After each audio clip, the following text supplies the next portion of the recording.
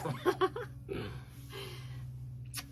everybody, it is Doug and Tamitha, and we are going to be going over or reviewing Saphir Renovateur. I have a pair of boots here that I've had for I think about 3 years. I have literally never done anything to them in terms of shoe polish or anything like that, and they're looking a little bit beaten up. So let's take a quick look at these. I'm going to do one of the boots and not the other so we can compare them and see how good this stuff is. So here's the boots in question. They're Johnson & Murphy. I don't know what the model is. They are super duper soft. This leather has just broken in so nicely. It does have a zipper on it, which is really nice. I think between the two boots, the left one, if we look at these, in fact, Tamitha, if you'll help me out, just kind of spin around. Yeah. This is the one that I think is most beaten up. So I think it's gonna be the left one that we're going to apply the stuff to. And we'll compare that then to this right one. If you wouldn't mind spinning that around real quick. Once again, not in good condition by any stretch, but not as bad as that left. So let's look at the product itself. It comes in these little bottles. I don't know how many ounces or what the volume is. And this is what it says on the top. And this is what it says on the side. And that's it. And then opening this up.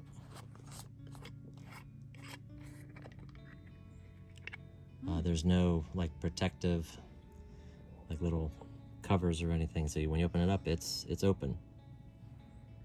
And oh, this is the one that has the mink oil in it. It smells kind of nice, I guess. So I'm just gonna start. I've never done this before, but I believe you just take a thin little rag. This is an old bed sheet, so it's nice cotton. So I'm just gonna use this. And from what I understand, a little bit of this goes a long way. So once again, this is the left boot. So I'm just gonna start putting this on.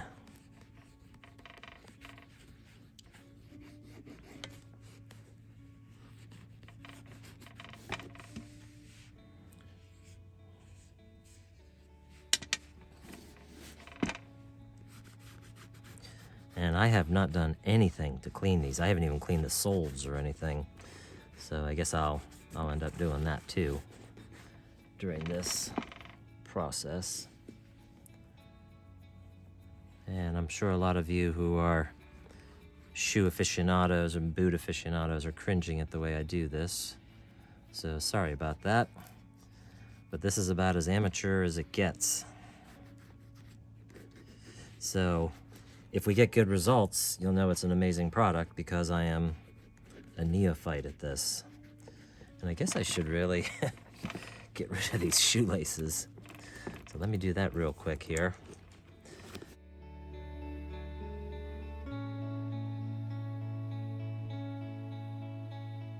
And once again, I don't mean to offend any of you who are veterans at this.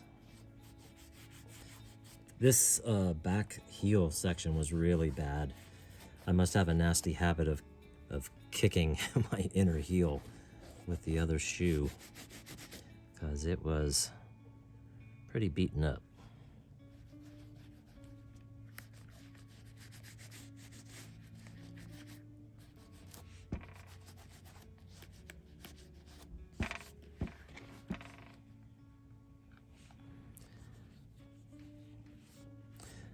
This stuff is pretty pricey for what it is.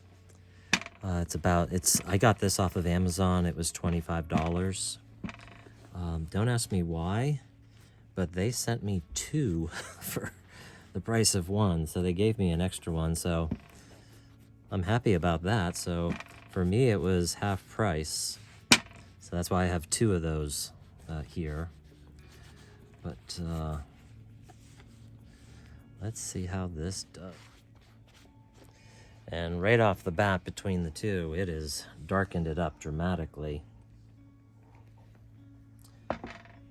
I'm sure this leather, which is probably so starved, is just drinking this up. Guess who's really good with the brush? Look at her go. Tamitha. Look at the camera. Okay.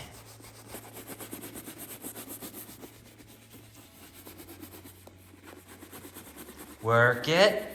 Work it.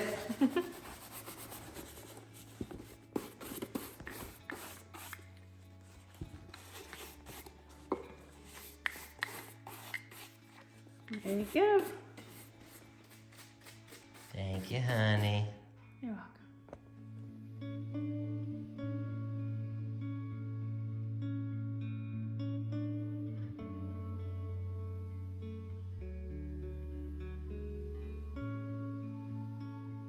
Hey, and a quick teaser of another video that I'm going to be doing.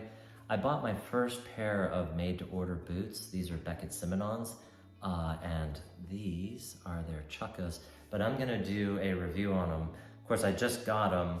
I'm going to probably wear them for about 2 weeks or so, but I'll give my review on how they are. So to Saphir or not to Saphir? That is the question. But there definitely is a marked difference between these two. And I don't think it has to be mentioned or anything. I did not get this for free, or this isn't any sort of a paid endorsement or anything like that. But neat product, and it really made a huge difference on these two boots. I'll do the second one, of course, to make it look as nice as this one. Thank you so much for watching. Bye, everybody.